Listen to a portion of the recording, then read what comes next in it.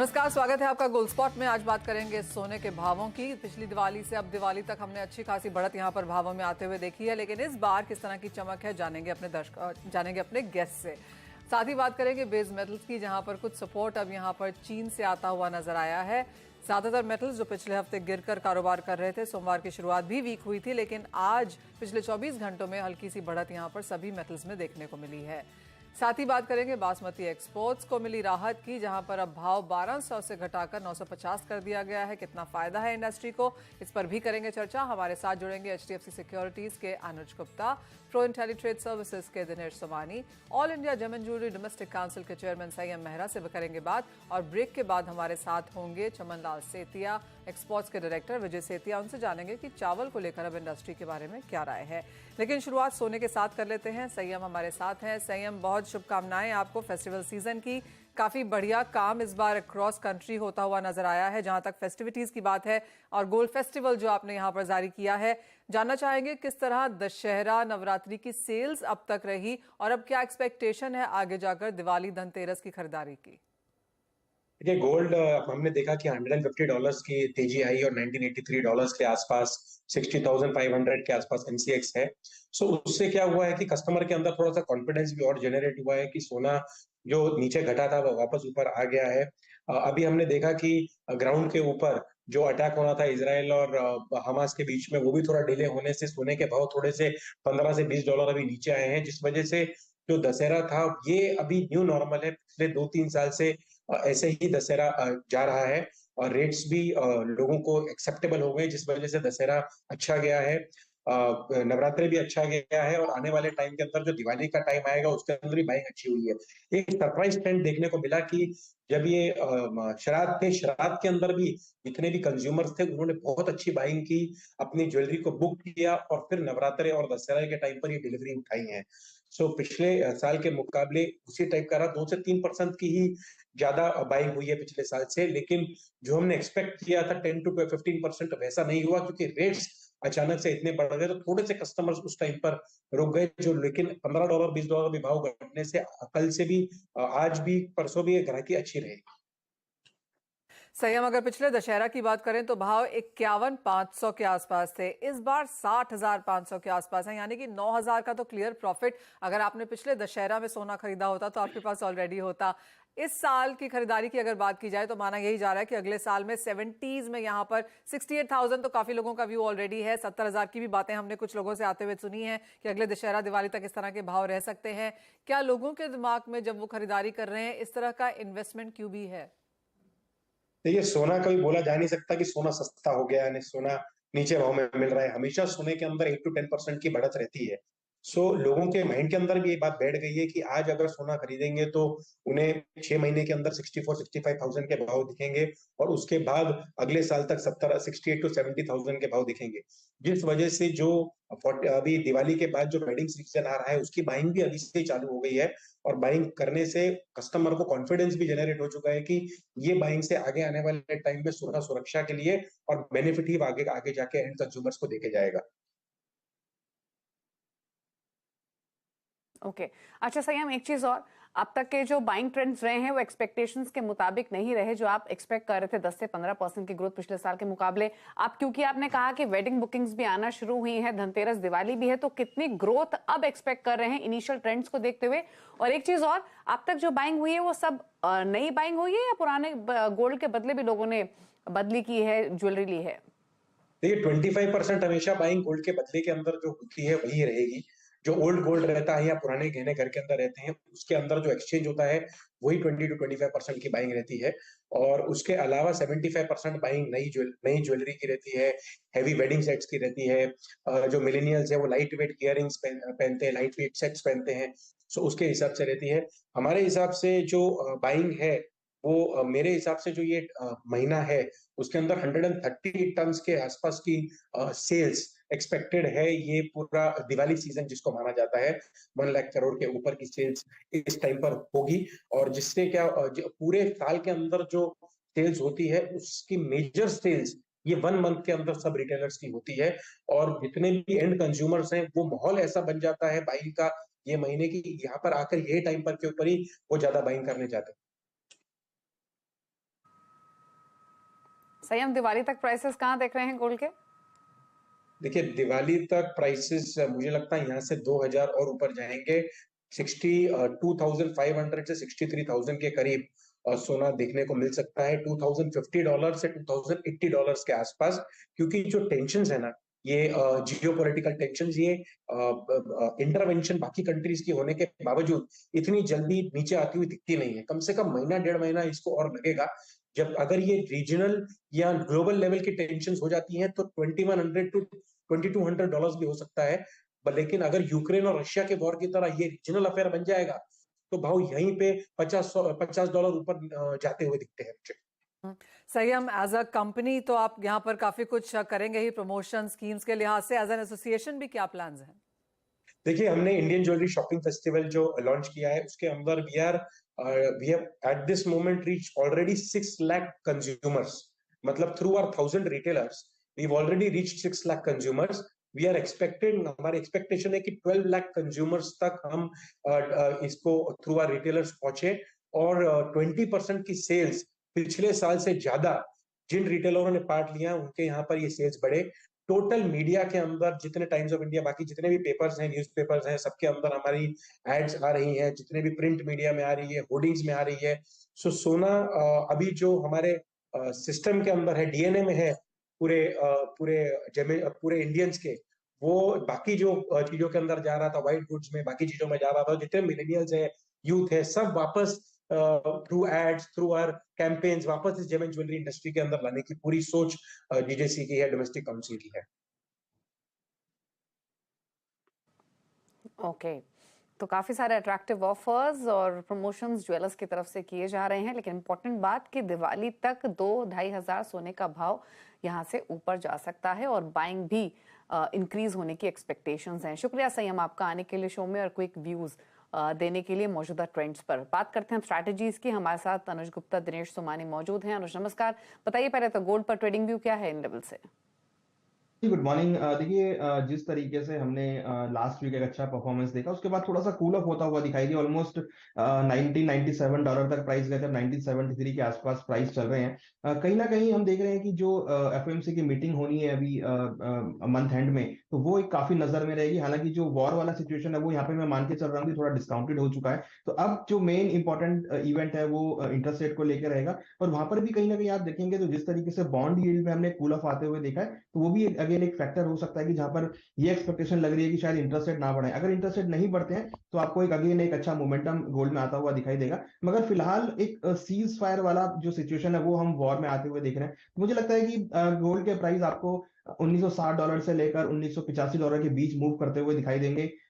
$2000 definitely अब एक नया रेजिस्टेंस लेवल है। अगर वो ब्रेक होगा तो फिर एक अच्छा मोमेंटम आपको देखने को मिलेगा। हालांकि फेस्टिवल सीजन की डिमांड भी है। तो स्ट्रेटेजी वाइज अगर हम एक शॉर्ट टर्म स्ट्रेटेजी की बात करें तो मुझे लगता है कि बाय ऑन डिप्स की स्ट्रेटेजी यहाँ पे रखना चाहिए। अगर प्राइस नीचे करीबन 60,200 के आसपास मिलते हैं तो खरीदारी का ट्रेड देखा जा सकता है। 60,000 के आसपास स्टॉप लॉस लगाए, टारगेट ऊपर में 60,800 का आ सकता है। 60,800 अगर ब्रेक करेगा तो फिर ऊपर में करीबन 61,200 तक के लेवल देखने को मिल सकते हैं। तो शॉर्ट टर्म के लिए थोड़ा वेट एंड वॉच करें, क्योंकि अभी प्राइस काफी स्टेबल है 2 दिनों से। तो अगर नीचे डिप मिलता है तो खरीदारी का ट्रेड लें, अदरवाइज मुझे लगता है कि मार्केट इस रेंज में ट्रेड करता हुआ दिखाई देगा। साथ ही बात यहाँ पर क्रूड ऑयल प्राइसेस की कर लेते हैं, क्योंकि अच्छी खासी मुनाफा वसूली यहाँ देखने को मिली है। दिनेश जी, कैसे देखते हैं इन प्राइसेस को? काफी वोलेटाइल काउंटर है। मतलब 1000 rupees up, 1000 rupees down with in the month. 2000 रुपए की चाल हो चुकी है ऑलरेडी। इसमें एक मुझे और भी वीकनेसेस अभी भी इसमें परसेंट दिखता है। मुझे लगता है 6850 नीचे का लेवल एक बार टेस्ट कर सकता है। 6850 से इसमें दोबारा एक पुलबैक रैली आ सकती है 7010 तक। यहाँ तक मुझे रेंज बाउंड दायरा लगता है, लेकिन वेट फॉर अ डिप। एक 70 से 80 रुपए नीचे आता है तो एक खरीदारी का मौका इसमें बन सकता है।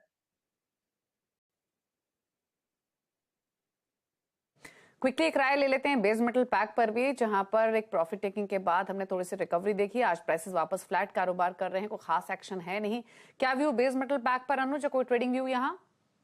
देखिए, बेस मेटल में हम यही देख रहे थे कि 700 के आसपास जब कॉपर आया तो वहां से एक अच्छी रिकवरी देखने को मिली। चाइना की तरफ से हमने जो लास्ट नंबर देखे थे वो थोड़े पॉजिटिव थे। उसके बाद हमने धीरे धीरे एक स्टेबल मोमेंटम आता हुआ दिखाई दिया, और आज हमने काफी अच्छी रैली बेस मेटल में देखें तो मुझे लगता है कि ट्रेडिंग पॉइंट ऑफ व्यू से एक अपसाइड मोमेंटम हम बेस मेटल में देख सकते हैं। तो अगेन अगर हम बात करें जिंक की, एल्युमिनियम की, तो मुझे लगता है कि कॉपर के मुकाबले ज्यादा अच्छे वो काउंटर लग रहे हैं। जिंक आप देखेंगे करीबन 220 के आसपास ट्रेड कर रहा है, तो यहाँ पर भी अगर प्राइस 219 के आसपास मिलता है तो खरीदारी का ट्रेड लेना चाहिए। 216 का स्टॉप लॉस लगाए, टारगेट करीबन 224 तक देखा जा सकता है। वहीं अगर एल्युमिनियम को देखेंगे तो काफी समय से 200 के ऊपर टिका हुआ है और एक अच्छा मोमेंटम भी इसमें बनता हुआ दिख रहा है। और एज कंपेयर अगर आप कॉपर से कंपेयर करेंगे तो थोड़ा स्ट्रेंथ इसमें अच्छा आता हुआ दिख रहा है। तो एल्युमिनियम को भी मुझे लगता है कि ट्रेडिंग में ऐड करना चाहिए। करीबन 201 के आसपास खरीदारी करें, 199 का स्टॉप लॉस लगाएं, टारगेट ऊपर में 206 तक आ सकता है। तो बेस मेटल पैक थोड़ा सा अच्छा पॉजिटिव लग रहा है, क्योंकि कहीं ना कहीं जो चाइना से डेटा आए हैं वो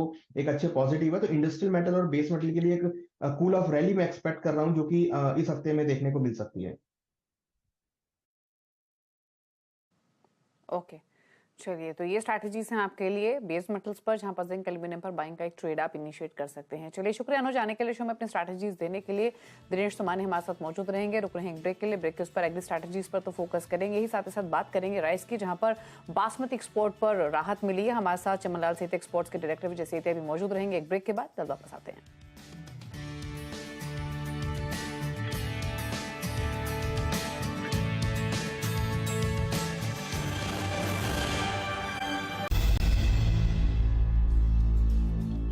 कर्नाटक सरकार ने 231 तालुकाओं को सूखाग्रस्त घोषित किया है। सबसे ज्यादा असर तुअर, चने, दाल पर पड़ा है। गन्ने पर भी यहां पर कुछ कंसर्न्स हैं। क्या है पूरी खबर, क्या है नंबर्स, बताने के लिए हमारे साथ जुड़ रहे हैं मेरे सहयोगी असीम मनचंदा। असीम नमस्कार, कितना बड़ा डैमेज है और क्या है अभी लेटेस्ट डिस्ट्रक्शन के नंबर्स आपके पास? देखिए, साल 2001 के बाद ये पहला मौका है कि जब कर्नाटका में इतनी कम बारिश देखने को मिली है। कई जिलों के अंदर सूखा देखने को मिला, खासतौर पे 31 जिला की 231 तालुकाओं को कर्नाटक सरकार ने ऑलरेडी सूखाग्रस्त घोषित कर दिया है। सबसे ज्यादा असर हमको यहाँ पर चना दाल, तूर दाल और गन्ने की फसल के ऊपर देखने को मिला। जो कर्नाटक सरकार के एस्टिमेट्स है उसके मुताबिक करीबन 33,000 करोड़ रुपए की डैमेज देखने को मिली है। कि जो कर्नाटक सरकार है उसने केंद्र सरकार से सूखाग्रस्त घोषित करने के बाद अब असिस्टेंस मांगी है। आज एक डेलीगेशन कर्नाटक सरकार का कृषि सचिव से मुलाकात करेगा। इस बैठक में चर्चा की जाएगी। जो केंद्र सरकार है उसने पहले ही अपनी एक टीम कर्नाटक में भेज दी है, वहां से आकलन का डाटा ऑलरेडी लिया है। आज जब बैठक होगी तो उसके बाद केंद्र सरकार कर्नाटक सरकार को एक असिस्टेंस रिलीज कर सकती है। तो जो कर्नाटका के किसान है उनके लिए थोड़ी सी राहत मिल सकती है कि केंद्र की तरफ से भी उनको थोड़ी सी सहायता राशि मिल सकती है।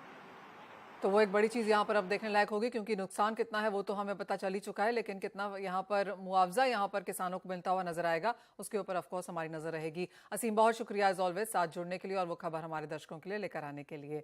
आगे बढ़ते हैं और सीएनबीसी आवाज की खबर पर एक बार फिर मुहर है। सरकार ने बासमती एक्सपोर्ट पर जो मिनिमम एक्सपोर्ट प्राइस है उसे घटाने का फैसला कर लिया है। हमने पिछले हफ्ते ही सूत्रों के हवाले से ये खबर दी थी कि एक्टिव कंसिडरेशन सरकार के बीच यहाँ पर चल रहा है और फाइनली वो नोटिफिकेशन भी आता हुआ।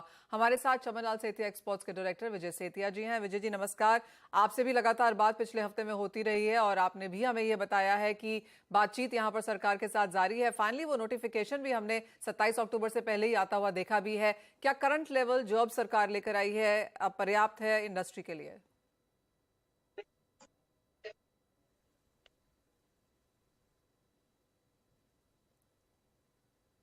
आपकी आवाज कट विजय जी, अब ये जो आपका करंट आवाज नहीं आ रहा। लेवल्स हैं ये इंडस्ट्री के लिए सही हैं?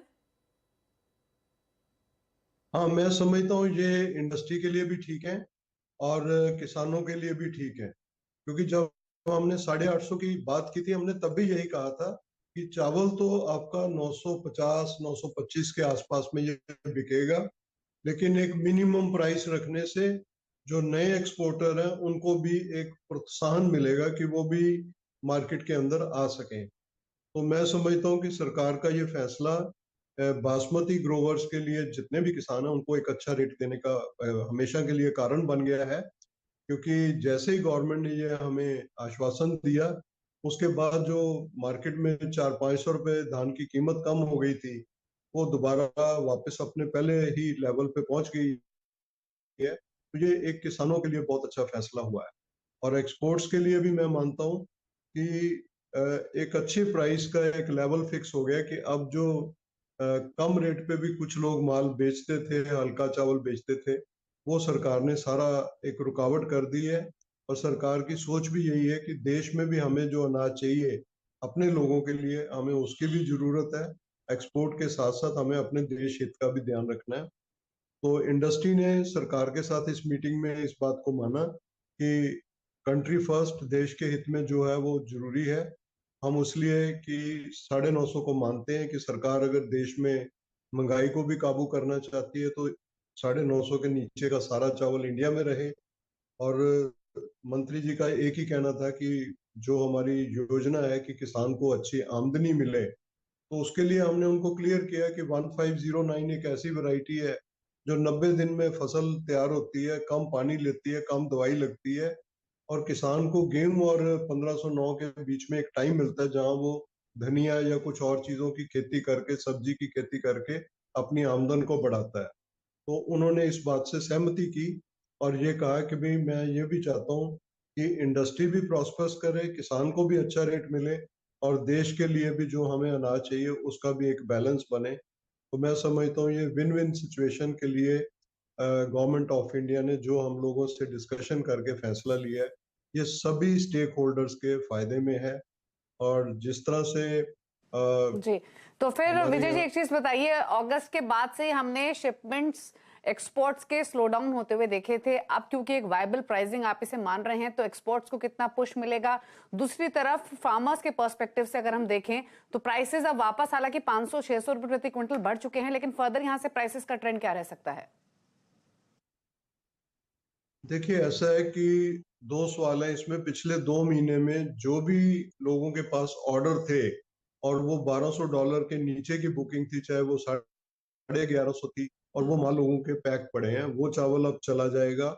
उसके जाने के साथ ही हमारी इंडस्ट्री को एक फाइनेंस की जो दिक्कत आने का चांस था वो खत्म होगा, पैसा आएगा तो परचेज मार्केट में बनी रहेगी। और किसान को क्योंकि पहले ही बड़े अच्छे रेट मिल रहे हैं, इसमें और ज्यादा बढ़ने का तो अभी मेरे को कोई कारण नहीं लगता, क्योंकि फसल बराबर आ रही है और चावल के रेट भी कोई ज्यादा और बढ़ने का मेरे को कोई कारण नहीं दिखता। क्योंकि जबकि इंटरनेशनल मार्केट में हमारा कंपटीटर पाकिस्तान जो है वो इसी रेट में चावल पिछले 2 महीने से बेच रहा है, जब से हम बेच नहीं पाए। तो उस कंपटीशन में हो सकता है कि हमारी मार्केट जो है वो हमें $10-20 कम मिलेंगे कंपटीशन में, क्योंकि पाकिस्तान का एरिया भी ज्यादा है।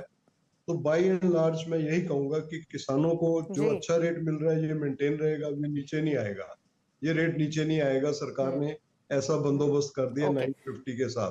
तो किसान को अच्छा रेट मिलेगा, एक्सपोर्टर की इनकम भी बढ़ेगी। तो भाव मेंटेन रहेंगे इन लेवल्स के आसपास, एक्सपोर्ट्स को यहाँ से पुश मिलेगा और जो प्राइसिंग सरकार ने तय की है वो वायबल है इंडस्ट्री के लिए भी और फार्मर्स के लिए भी। शुक्रिया विजय जी अपने व्यूज देने के लिए इस डेवलपमेंट पर। शो को समेटने का वक्त है, लेकिन क्विकली बात कर लेते हैं कुछ और स्ट्रैटेजीज की, स्पेशली एग्री कमोडिटी पैक से।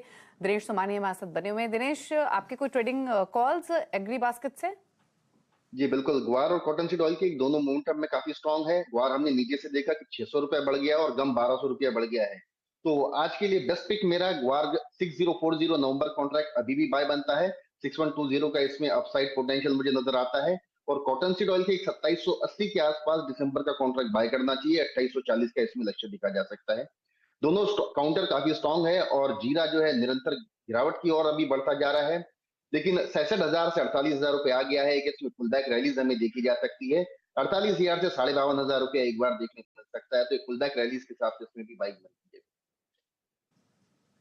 ओके, चलिए, तो ये रही ट्रेडिंग स्ट्रैटेजीज आपके लिए एग्री कमोडिटी पॉकेट से। शुक्रिया दिनेश जी आपका शो में आने के लिए और अपने व्यूज देने के लिए। इसी के साथ शो को समेटने का वक्त है। मुझे मनीषा जी को दीजिए इजाजत। ब्रेक के उस पर आप देखिए वादा मार्केट का पूरा एक्शन फ्यूचर एक्सप्रेस में। नमस्कार।